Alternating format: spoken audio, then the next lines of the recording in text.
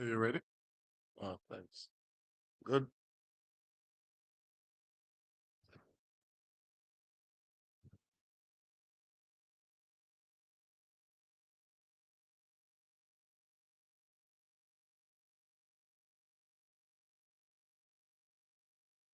Yes. Good morning, everyone. Welcome to the People's National Party headquarters. And here with me today, we have the leader of the party and the leader of the opposition, Mr. Mark Golding. And to his immediate right, the legal advisor of the party, member of parliament from Western St. Andrew, Anthony Hilton.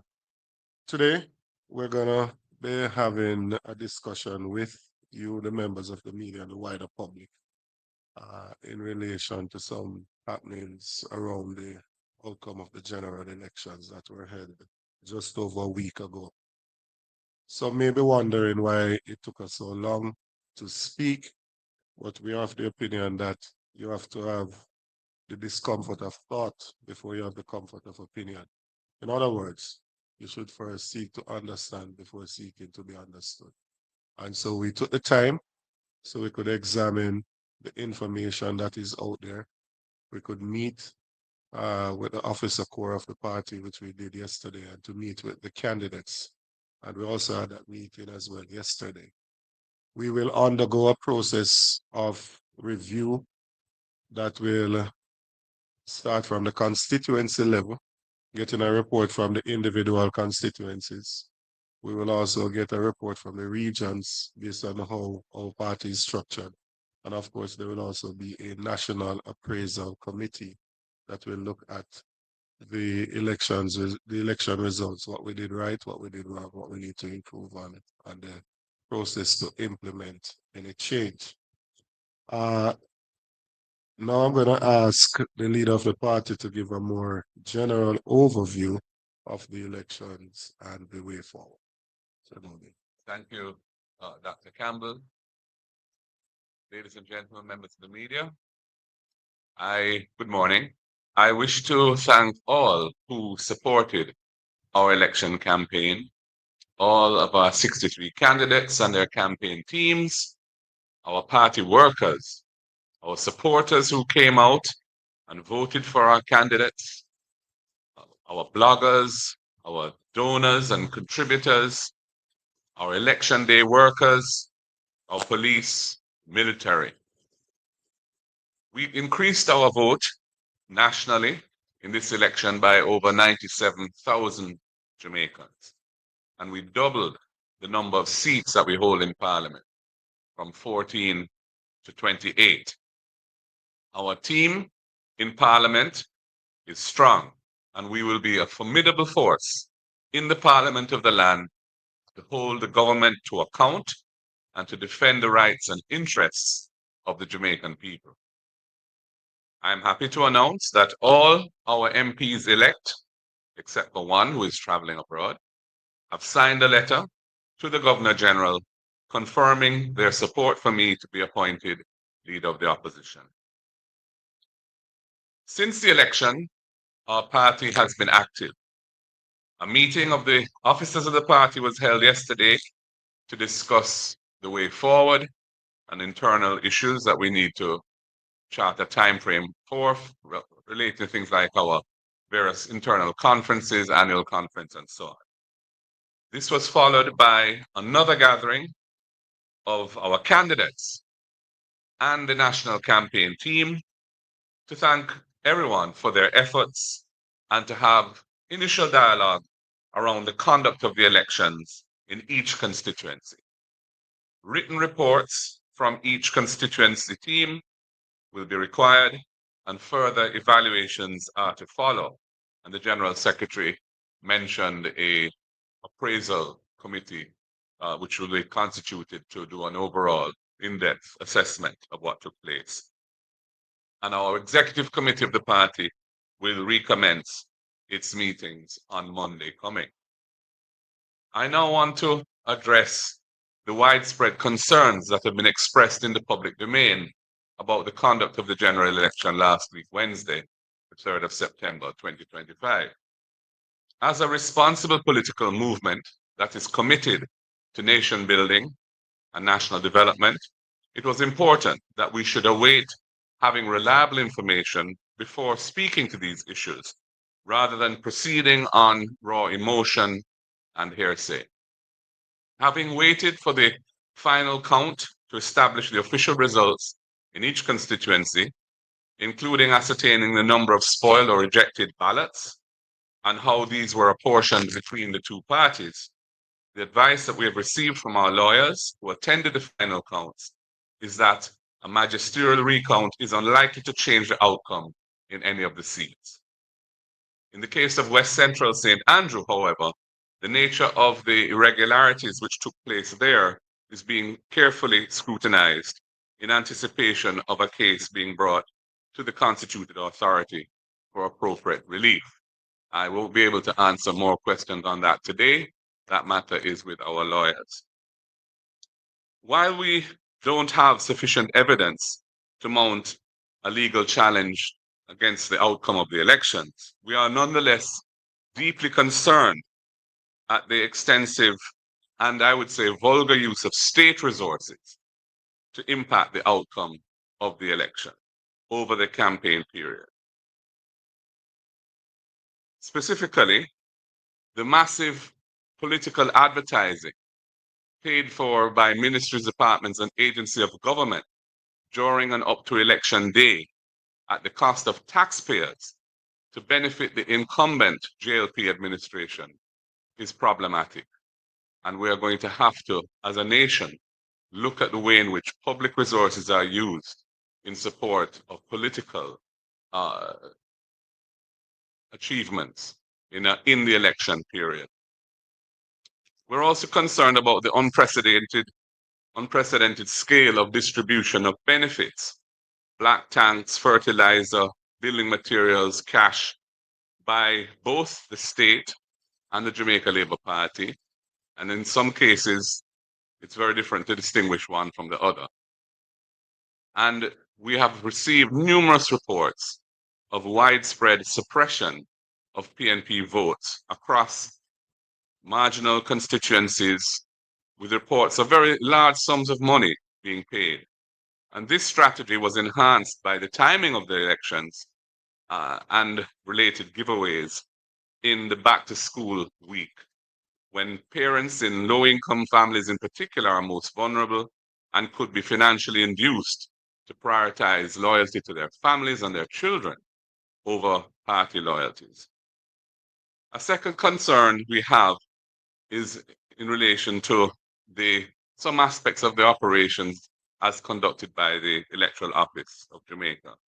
We think there should be an independent inquiry into the operation of the 2025 general election, and it should be urgently undertaken with changes implemented for future elections, because we need to improve the processes. In particular, the process that results in hours-long waits at many polling stations by voters who turn out to vote, frustrating electors and causing many to leave without voting. And this factor is exacerbated by the law, which only gives 3 hours as a window to employees to be away from their workplace during working hours for voting, which is clearly inadequate in Jamaica's modern realities when you consider the time for transportation to get to a polling station from the workplace, depending on where the person works and where they vote, and the lengthy delays in the lines in some polling stations. We also need to look at the use of finger inking. That was originally implemented to prevent multiple voting, but it currently facilitates voter suppression as persons are being induced financially to dip their finger in ink prior to the vote and then being paid not to vote. And we have several reports of this being done. We're also concerned about the black book, and we believe that the polling that is used in polling stations, it must be made available during the polling process for viewing by indoor agents and not left entirely to the presiding officer to identify voters who present themselves without IDs. because if the presiding officer is operating in a way that is not satisfactory from an independent, impartial point of view, there needs to be the ability of the indoor agents on either side to scrutinize what is going on there. And the integrity of the voters list needs to be re-verified through a comprehensive re-verification of voters to clean it of dead voters in particular and other voters who don't have a place of residence in the constituency where they vote. We will be sending teams into those constituencies which were most affected by these issues to conduct a field survey. This survey will empower Jamaicans who experienced or witnessed these issues to share their experiences with us. Many persons are deeply upset by what took place, and this process will allow them to get some closure. It will also assist us to advocate for changes to the law and the processes of elections that will ultimately help to protect Jamaica's democracy from tactics that clearly affected the ultimate outcome of the 25 general election and which are not contemplated by the system that we have. I will now hand over to our legal advisor. Thank you. Well, thank you. Thank you, Party Leader. As you said at the beginning, and the General Secretary has commented, we are at this time not intending to have any magisterial recounts. Other processes that are available, legal processes that are available, are being looked at based on the evidence that will come forward. I will just echo the point that you make about a review of the management of the election by the EOJ. I think after almost 30 years of the system that was robust at the beginning, I think there is no concern that gaps are opening up and they need to be examined. And we will be doing so by the processes that you have outlined in the various constituencies and regions as well. So the other point really is the legislative and regulatory improvements that may well result from all of this, which is to ensure that the use of state resources prior to and during elections are much better managed. And I think there are clearly loopholes there, and we need to fill those gaps through the legislation and or regulation. And I believe that the point was well made by the abuse that we saw during this election. Those are the points I will add at this time. Thank you, MP Hilton. No, so in relation to I know one of the media houses carried an article saying that we were going for a magisterial recount in 2 constituencies. I'm not sure where they got that report from, because we did not give that information to the media. We know that on the night of election, you have a preliminary count, and in the days after, you have the final count, which we waited on, so we could get what is the official result from the EOJ. And after looking at that, we realized that there were 3 constituencies: Central Kingston, East Central St. Catherine, and Northern Trelawney, where the number of rejected ballots were more than the margin of victory. However, when we consulted with the teams that were present for the final count, we were reliably advised by them that of the rejected ballots, they are split roughly evenly between the 2 main political parties, and therefore you would not get any material change in the result in the constituencies. And as a result of that, we took a decision not to pursue any magisterial recount. So that is the official position of the People's National Party. We do have some other concerns of acts of intimidation, aggression, and vandalism that would have taken place since the elections have been concluded. And specifically in South St. James, in the Anchovy Division, persons have been making threats about removing the water pumps. And I think they even made reference to using dynamite and other things like that to destroy the infrastructure. We've seen videos as well and heard voice notes of persons in Eastern Portland that would have made comments that resources would be limited to the newly elected Member of Parliament, Isaac Buchanan.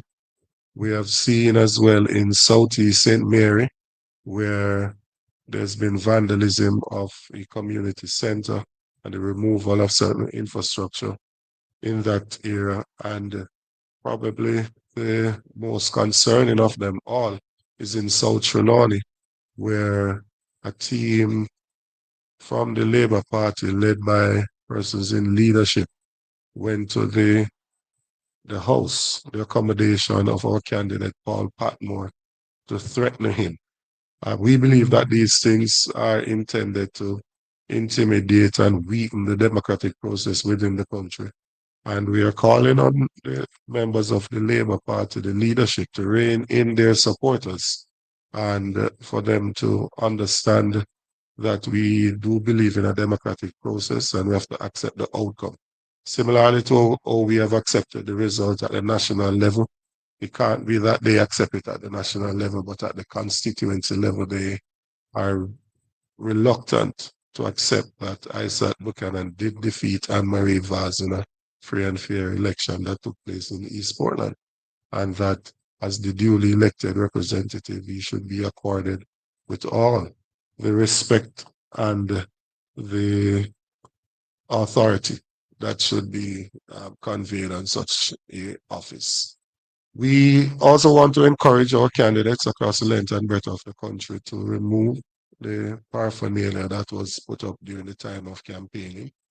And some of our candidates will not have much to do because their opponents already removed them before the elections. But for those that still have up some material, we're going to ask them, use this opportunity to ask them to remove those paraphernalia from the different constituencies. And I know that the municipal corporations will be playing a role in ensuring that we can return to normalcy. The matter surrounding West Central St. Andrew is a matter, as was said by the leader of the party, that the legal team that has been engaged by our candidate is putting together their documents, and for further information on that, they will speak at a later date. And so we'll leave it at that, and I will now open the floor to get any questions that may exist. Who's monitoring this? Is it Nationwide or Riva? What is the appropriate name?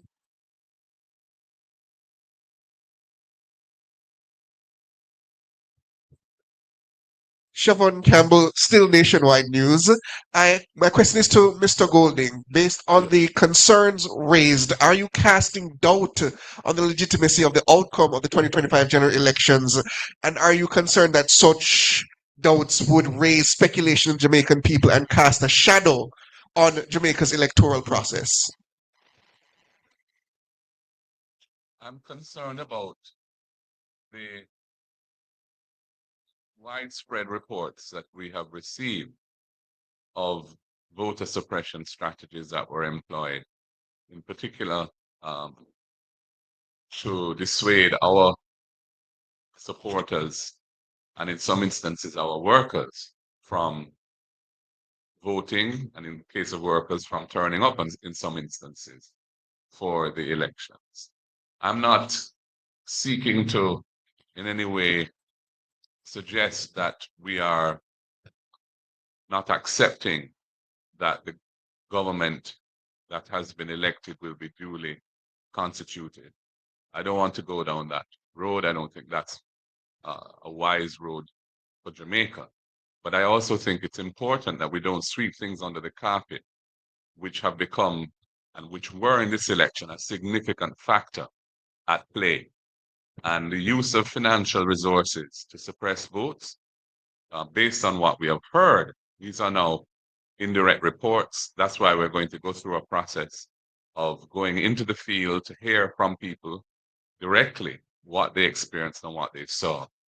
But based on the reports that we've received, this is a matter which really needs to be confronted by Jamaica's democracy, and certainly by our party going forward as to how we can try to respond to these types of tactics, which have become a central part of how our opponent operates in trying to secure power for themselves. Let me just comment a little more on what the party leader said, which is that in Guyana, recently there was a general election in Ghana on September 1. I think we're all aware of that. Coming out of that election, the EU delegation, the European Union delegation, has issued a report. And when I read the report, a lot of what they commented on and expressed concern about were actually at play, certainly complained of widely in the Jamaican situation. And that tells you that there are the question of the democratic process being legitimized is also a question of the various activities and the concerns and the issues that are raised that will affect the quality of the democracy. And I think that's a lot of the concerns that are being raised here and need to be pursued is around not just the specific legal aspects, but about some of the concerns and gaps that may have opened up in our electoral system that needs to be addressed. Morning, Desmond Richards here, Rebel Radio. Mr. President, have you identified reasons why the party lost?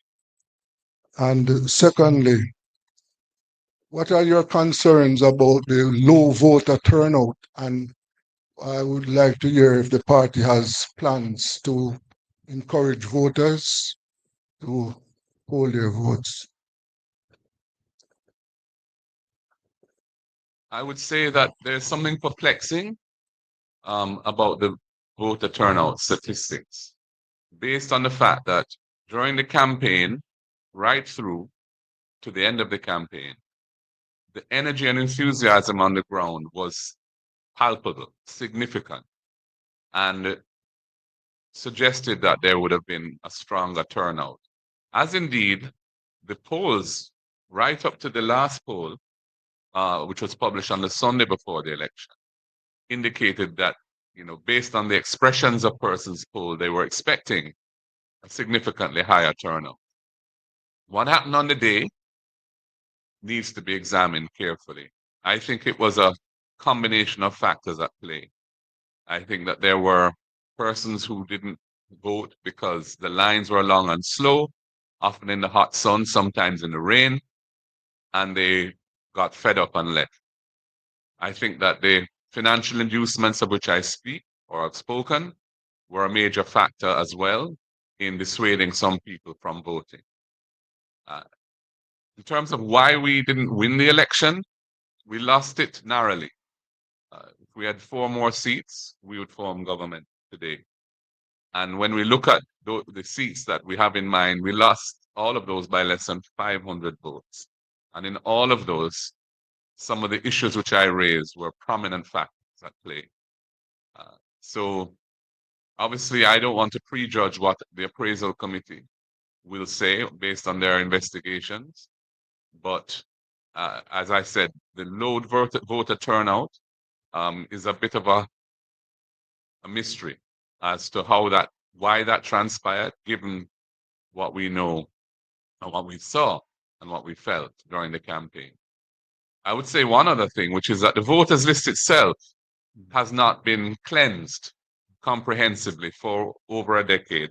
I can't even remember when the last proper re-verification. Early 2000. So it's probably 2 decades now since that was done. And given the nature of our population, how people move around, move to other parts of Jamaica to seek work and that sort of thing. And the people who die, and there's no automatic removal of voters on there. The number on the voters list from which the percentage turnout is derived is a questionable number.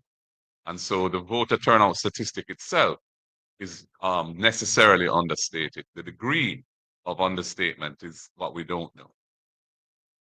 And if I may add to that, It- the People's National Party polled an additional 97,000 votes over the 2020 elections. The Jamaica Labour Party polled 5,000 more over that time. And as has been said, if you look at some of our areas, there was significant suppression that took place in some of our areas by person inducing individuals in there not to go to vote. And with the long lines that were present at the polling station, there is a question for the ECJ to answer. Because if we had a turnout of only 39% and we had such long lines with such delays, one shudder to think what would have happened if the turnout had been 50%. Because significant delays took place on the day. I was on the phone from early with the director trying to resolve some of the issues. And you did have persons in those lines that turned away. So we lost 4 constituencies by less than 500 votes. Each of those constituencies have over 100 polling stations. It's just 5 persons in each of those that got frustrated and left that would have made that difference. And so it is a significant thing. And I think we have to resolve how we do this thing. I was third in line at my polling station and didn't vote until I was there before 7. Didn't vote until about 10 minutes to 8 before I completed the exercise. That's just not acceptable in my opinion. So there was a decision that was taken that persons that showed up without ID should have been placed in a separate line and that you should have started the process from outside with an additional agent. That did not obtain in all constituencies. And so you had, in some cases, what appeared to be a deliberate attempt for persons to turn up without the IDs to deliberately slow down the process. And so there is a need for a proper review of the process and for us to ensure that the elections are indeed free and fair and that people can express their rights. And I'll just add that if you anticipated a larger turnout, which the poll suggested we may have had, then the planning, it seems to me, was inadequate. The planning by the EOJ must have been inadequate because in the event, only 39% or so turned up, and we had such voted, not turned up. Well, voted, Yeah. actually voted, and we had such problems. So and low voter turnout. So I think the planning has to be questioned, and perhaps an audit is appropriate at this time as well. Team are at CVM TV. We've seen at rallies there are crowds and a lot of support. Even with the big gains, how do you plan to keep the base energized after the back-to-back defeats, Mr. President, PNP President?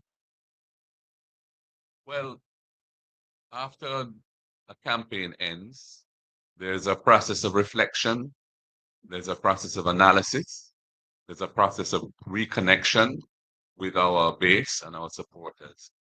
And there's also, I think there are some reforms internally that we need to pursue as well to strengthen our overall organization.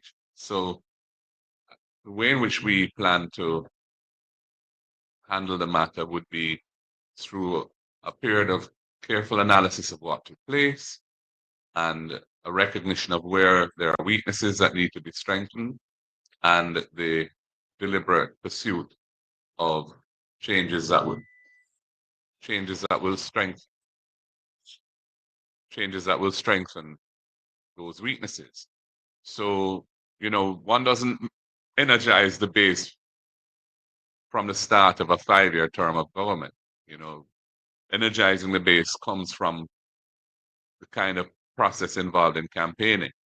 But what we need to ensure is that we stay in touch with our base, that we strengthen our constituents in divisional organizations so that when the time comes, we're able to deliver an effective result. And we are starting now from a much stronger position than we have enjoyed over the previous 5 years.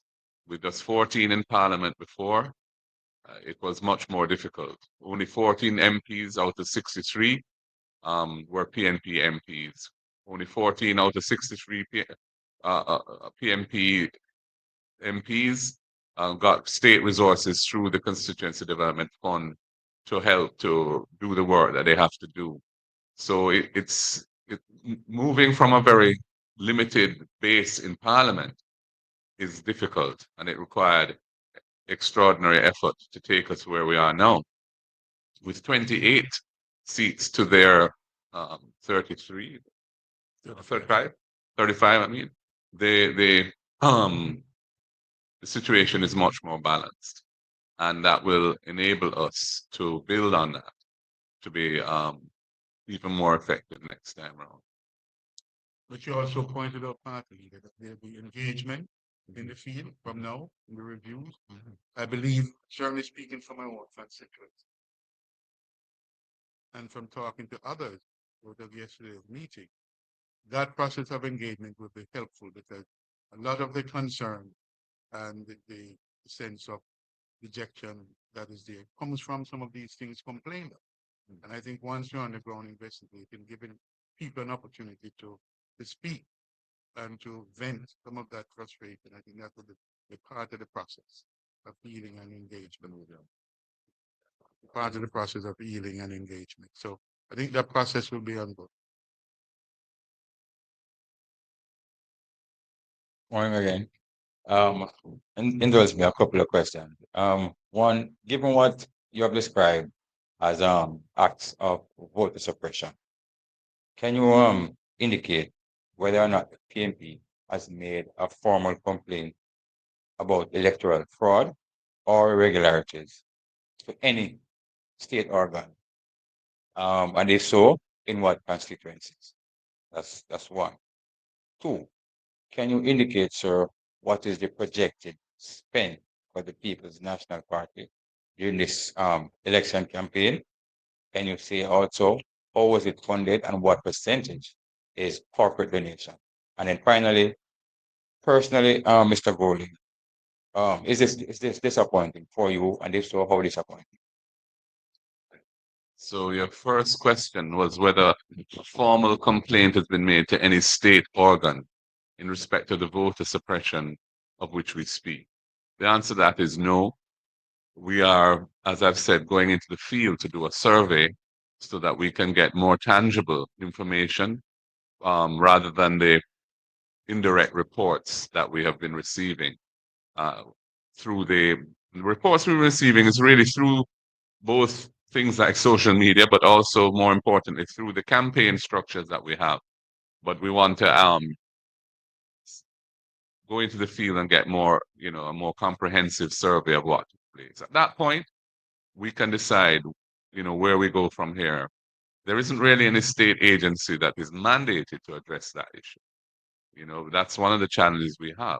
So it's that is something we'll have to consider carefully as the best way to proceed, to deal with this. Some of these things may require a strengthening of the electoral law itself, the Representation of the People's Act, which, to take into account the kind of methods and tactics that are being employed in this era relative to when that law was last amended or reviewed. Other things may just require an internal response as to how we manage that kind of process going forward. So that's my answer to your first question. Your second question was about campaign finance. Yeah. I haven't seen from our treasurer yet a final report on the level of funding raised and expended. Based on my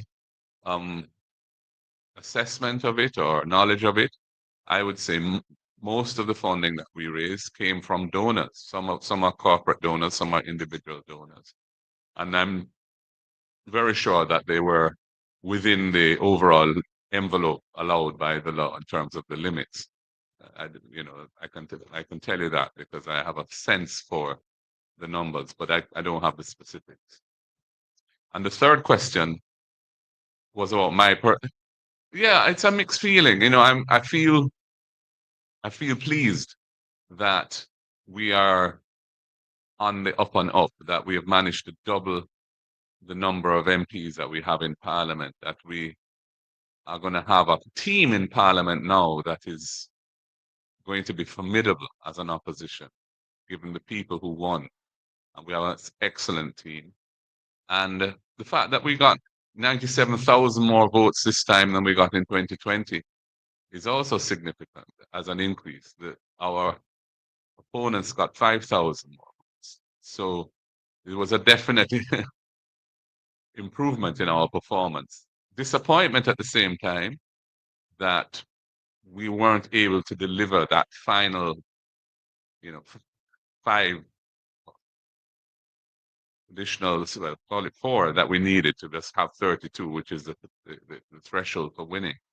That was disappointing. And when we look at the seats that we thought we would have won and didn't, we have to look carefully at why we weren't able to prevail there. I think that the reasons for that were more to do with factors that took place on election day itself and maybe the night before or 2 nights before, rather than the campaign as a whole. I think the campaign as a whole, we ran a pretty exemplary campaign. I think it was a much more active campaign than our opponents in terms of presence on the ground and meetings and rallies and the attendance at those rallies. I think our manifesto was delivered in a reasonable time so people could digest it and was well received. I think that our performance in the election debates, where most people feel that we won each of the 3 debates, was also significant and helped us along.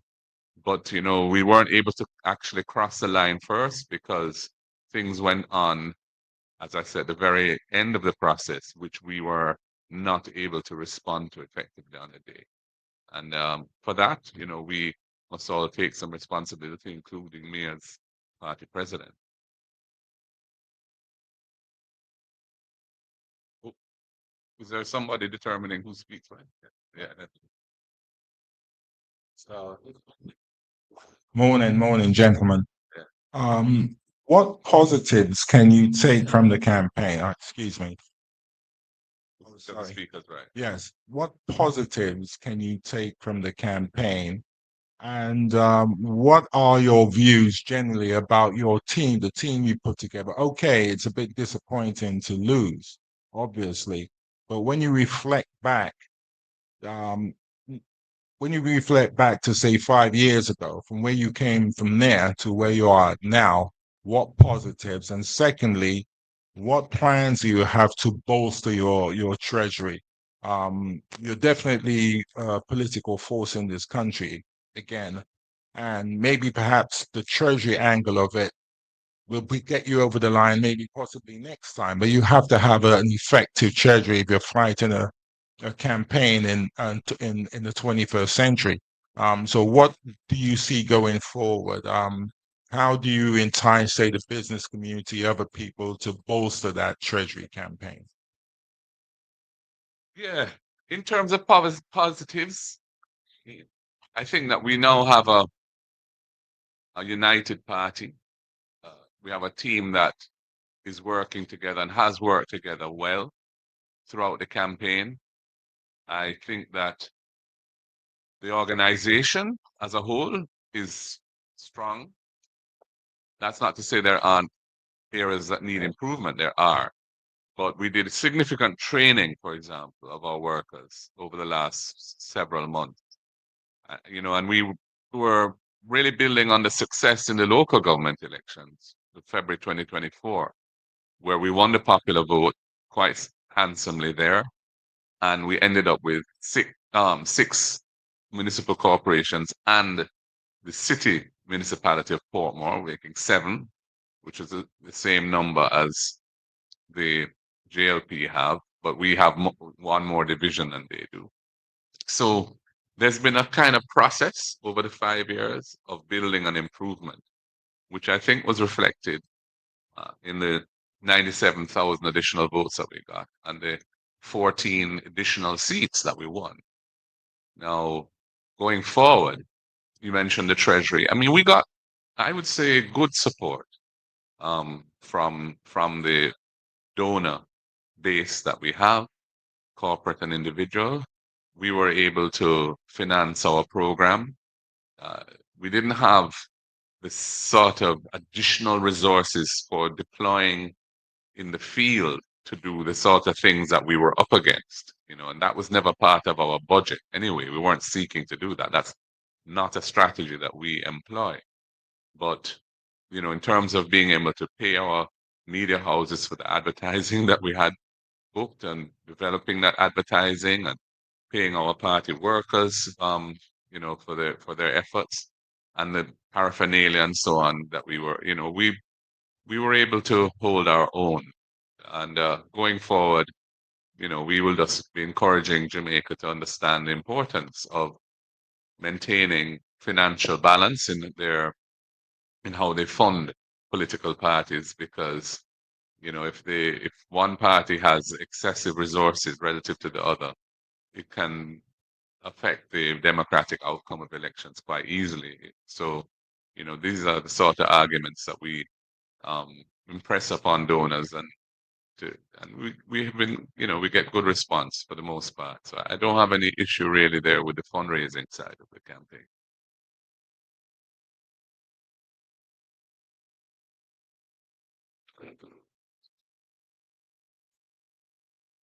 Yes. Good. All right. Greetings to all at the press table.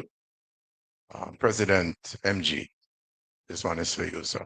Who is this? I am Baba Tunde's Stargate Communications.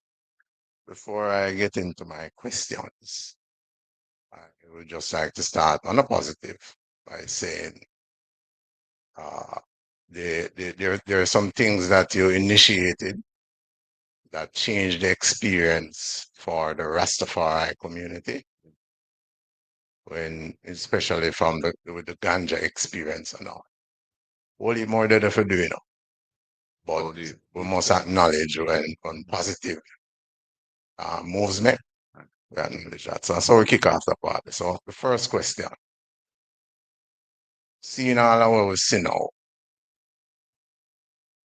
maybe some 8-9 days after the election, was the People's National Party fully prepared?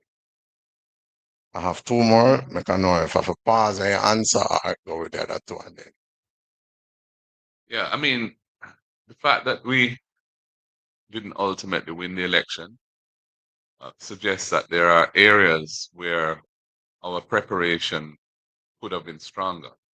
I think that what we have come to realize going through this experience is that some of the tactics that we have to manage are not normal, orthodox in the book tactics, but are things that are being deployed quite effectively by our opponent, which we haven't yet, I think, mastered a methodology of responding to.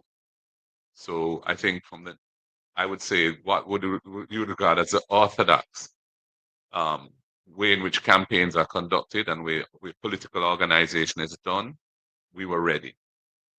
But in terms of specific seats, which though those tactics were being deployed, our response to them was inadequate.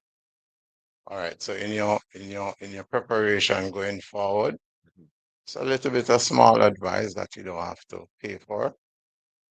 Art of war must be studied. Next question for you now, President MG. The positive way forward, and there are aspects of your manifesto that are tangible and excellent. What plans are in place to not wait till 2030, but to empower the people and implement where it can. Much appreciated for listening. You got those? Yeah, I mean, in response, I think that I need to actually say something about that. Our manifesto was our series of policy proposals and programs that we had intended to roll out during the first five-year term that we were in government. Those things require being in government to be rolled out. An opposition party gets no state resources to implement plans and programs. We get a modest stipend as MPs to run a constituency office, and that's it. And then there's a CDF, which is a modest sum which hasn't been adjusted for inflation for many years now, of 20 million a year, out of which 1.5 million pays an administrator. So it's 8.5 million to be spent in a constituency with residents typically exceeding 40,000 people. So, I don't want to pretend that the opposition will be in a position to roll out things like the First in Family Scholarship or build 50,000 housing units at an affordable price for people, or to implement rent to own to enable persons who are currently excluded from the mortgage market to become owners of their own home, or indeed a disability fund to help persons with disabilities with $1 billion in it, and those sort of things. Those are things we want to do with reform government. What we will be able to do is individual MPs who have won will be able to pursue their own particular set of policies that they had brought to the people. Some of them will take time. It won't happen overnight. Resources are always an issue. And to the extent they're able to garner additional support through creative methods of fundraising and using the goodwill of people who might want to support those initiatives, that will determine how quickly they can do what they want to do. But it's going to be more on a constituency and an MP level that you'll see things happening rather than nationally, because an opposition party is not able to, or indeed expected to, implement national policies. That's for the government of the day.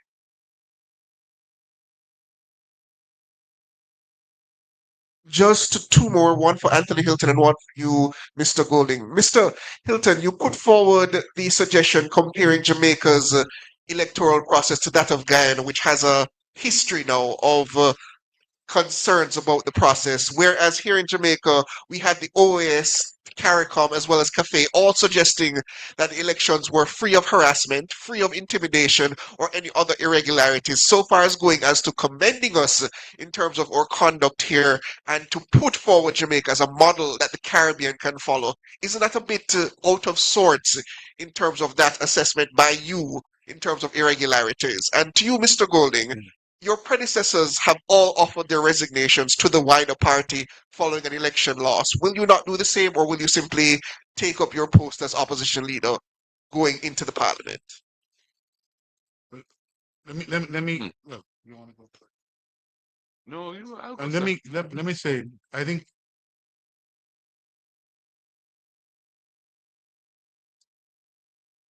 the aspects.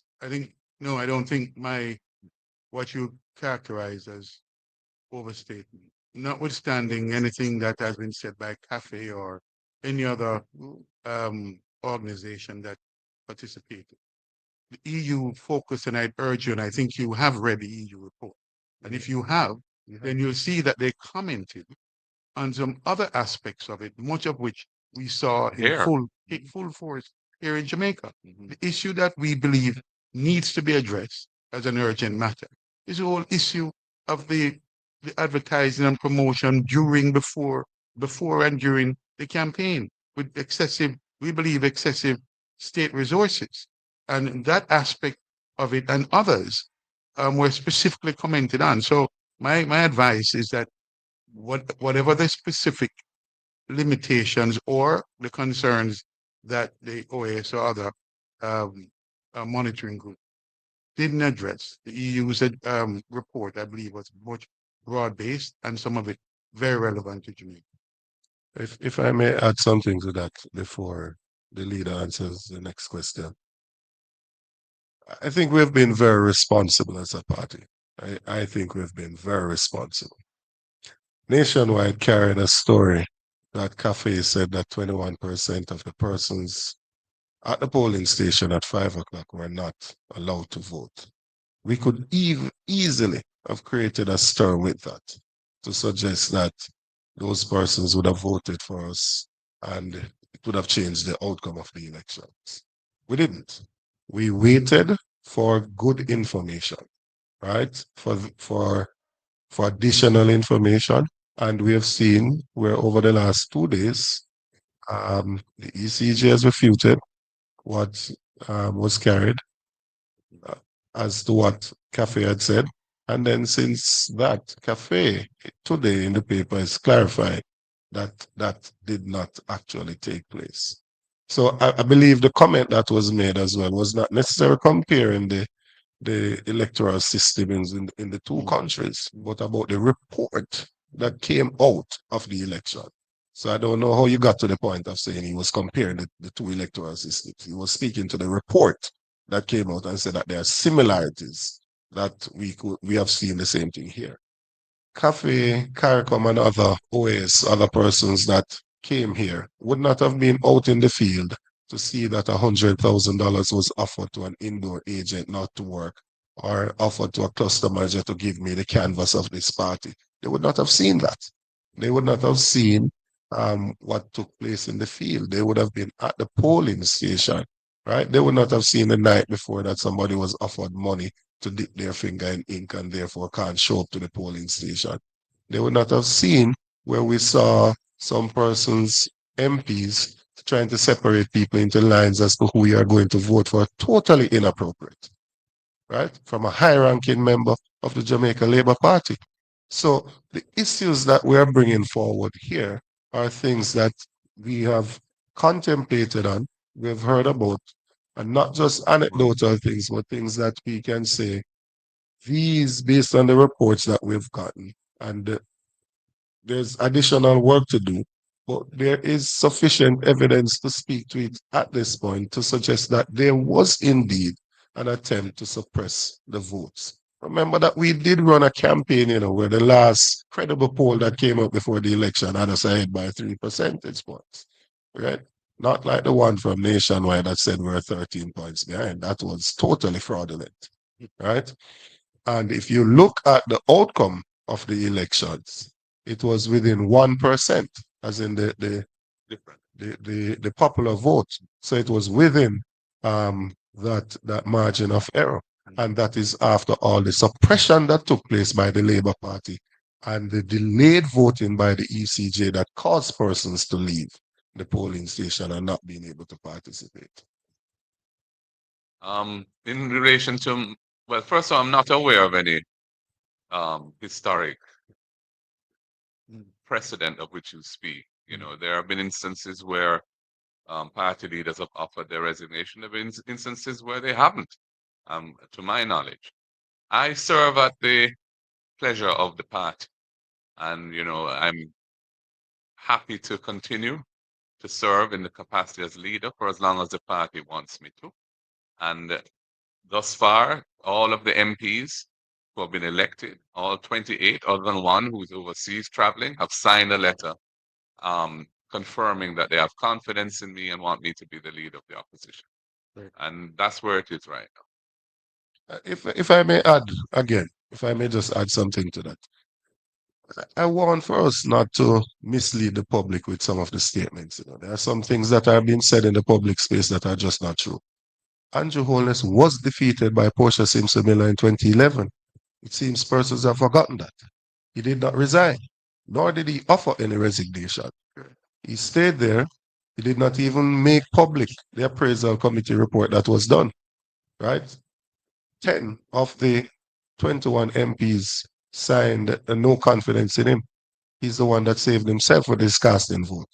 I also hear persons saying that it's historic, unprecedented, this third term. When they say one complain about the PNP being in office for 18 years, the PNP has won 4 consecutive elections in Jamaica. So what is historic? It's historic for the JLP that they have won 3 elections. It's not historic for Jamaica. PJ Patterson won in 93, 97, and 2002. Why do we continue to mislead the public in this vulgar manner?